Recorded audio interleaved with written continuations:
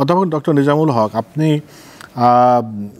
আন্দোলনের এই পর্যায়ে এসে আমরা এর আগে শুনলাম যে সরকারের পক্ষ থেকে সরকারি দলের যে সাধারণ সম্পাদক আপনাদের সাথে কথা বলবেন সেটা পিছিয়ে গেল। এখন কোন পর্যায়ে আছে সরকারের সাথে আপনাদের কোনো কথাবার্তা হচ্ছে কিনা? আমার সাথে, যেহেতু আমি ফেডারেশনের মহাসচিব, আমার সাথে শিক্ষামন্ত্রী মহোদয়ের সাথে কয়েকবারই কথা হয়েছে।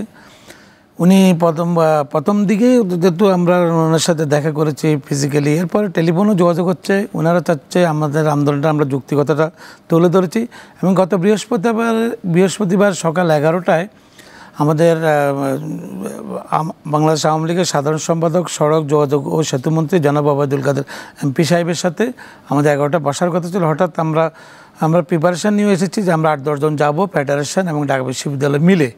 কিন্তু হঠাৎ করে আমাদেরকে বলা হলো যে না, আজকে মাননীয় প্রধানমন্ত্রী পদ্মা সেতু সংক্রান্ত একটি জরুরি সভার কারণে মন্ত্রী মহোদয় খুবই ব্যস্ত থাকবেন, খুব শীঘ্রই আপনাদেরকে জানানো হবে এবং শীঘ্রই আপনাদের সাথে বসা হবে। তো সেটা বৃহস্পতিবার তো চলে গেল, শুক্রবার গেল, শনিবার শুক্র শনি বন্ধ, আমাদের আন্দোলন চলছে, আমরা সব কিছু বন্ধ। কিন্তু আজকে অদ্যাবধি আমরা কিন্তু কোনো মেসেজ পাই নাই। তবে আজকে দুপুরে একটু যোগাযোগ করেন, আমরা তো বিভিন্নভাবে যোগাযোগ করার চেষ্টা করছি। তো আমরা আশাবাদী যে সরকার আমাদের, যেহেতু উনি বলেছেন, কারণ মানে আমরা জাতির জনক বঙ্গবন্ধু শেখ মুজিবুর রহমান বিশ্ববিদ্যালয়ের শিক্ষকদের জন্য করেছেন, আমাদের নেত্রী জননেত্রী শেখ হাসিনাও একটা স্মার্ট বাংলাদেশ গড়তে হলে শিক্ষকদেরকে দরকার, শিক্ষার্থীদের দরকার। এখন ভালো শিক্ষক হলে ভালো শিক্ষার্থী হবে। সেই লক্ষ্যে আমরা মনে করি যে স্যার যেটা বলেছেন যে আমাদের স্বতন্ত্র বেতন স্কেল, এখন আমাদের শিক্ষকদের দাবি, এই যে উনি বললো আমলাদের কথা, আমরা এই লেভেলে আমরা কথা বলতে আর চাই না। কারণ আমাদেরকে ওই যে গোষ্ঠীটা একটা ভিতরে নিউক্লিয়াস, যারা নিজেদেরকে অতি ক্ষমতাবান মনে করে, রাজতন্ত্র মনে করে যে আমরাই ক্ষমতাবান, আমরাই সব কিছু আরাম প্রিয়। এমনকি দেখেন আপনারা, আমরা এটা বলতে চাই না, কোনো সচিবকে দেখা গিয়েছে যে 1 মাস আগে রিটায়ার্ড করবে সরকারের টাকা নিয়ে, আপনারা তো দেখেছেন পত্রপত্রিকায়। উনি কি সরকারকে কী দেবেন, 1 মাস পরে আপনি চলে যাচ্ছেন।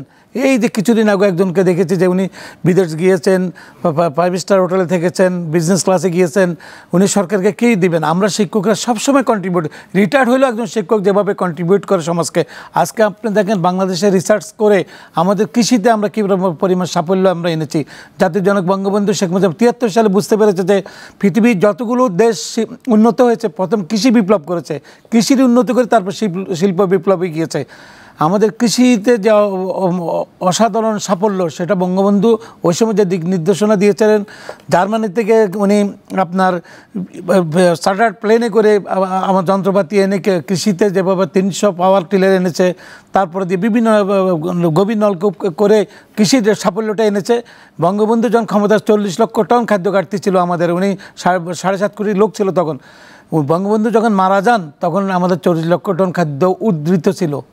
আজকে আপনি দেখেন ওই ধারাবাহিকতায় কিন্তু আমরা আজকে ধান উৎপাদনে পৃথিবীতে আমাদের জনসংখ্যা বেড়েছে, ধান উৎপাদনে আমরা পৃথিবীতে আজকে সেকেন্ড, আলু উৎপাদন আমাদের সাপ্লাস হয়ে যায় কখনো কখনো, আবার কখনো কখনো আমরা হয়তো এটা তো হচ্ছে না কেন, এটা আমরা রিসার্চ করেছি, গবেষণা করেছি, আমাদের শিক্ষকরা গবেষকরাই তো করেছে এটা অবদান বা গবেষকদের অবদান। কিন্তু আমাদের সুযোগ না দিয়ে আমাদেরকে সুযোগ অবশ্যই দেওয়া উচিত, সেটা নিয়ে কোনো ইয়ে নাই। কিন্তু আত্মসমালোচনা করেন কিনা যে এখন আপনারা তো শিক্ষক, শিক্ষার্থীরা এখন রাস্তায়, আপনারাও রাস্তায়, তাহলে শিক্ষার যে অচল অবস্থা, এটা আপনারা কতদিন চালাবেন এভাবে? আমরা 15 সালেও আমরা আন্দোলন করেছি, তখনও আমাদেরকে ক্লাস বন্ধ করতে হয়েছে, কিছু দিন আমরা পরীক্ষাও বন্ধ করেছি।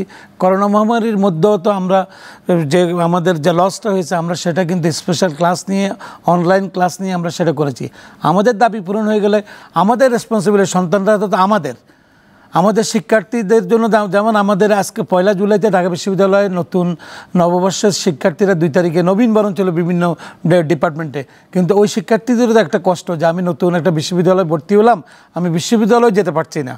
কেন পারছি না? এটা আমাদের কষ্ট না? কারণ আমরা তো শিক্ষকতা করতে করতে, আমি নিজে একজন শিক্ষকের সন্তান, সেই আমার গ্র্যান্ডফাদারও শিক্ষক ছিলেন, ওই পরিবার থেকে তো আমরা এসেছি। শিক্ষার্থীদের বেতন আমরা ভালো করে বুঝি, কিন্তু আমাদের বেতনটা বুঝতে হবে, আমাদের আত্মমর্যাদা, আত্মসম্মান এবং কি আমাদের সুযোগ সুবিধা। আপনি একজন শিক্ষকের সুযোগ সুবিধা না দিলে উনি শিক্ষকতা কেন করবে এদেশে?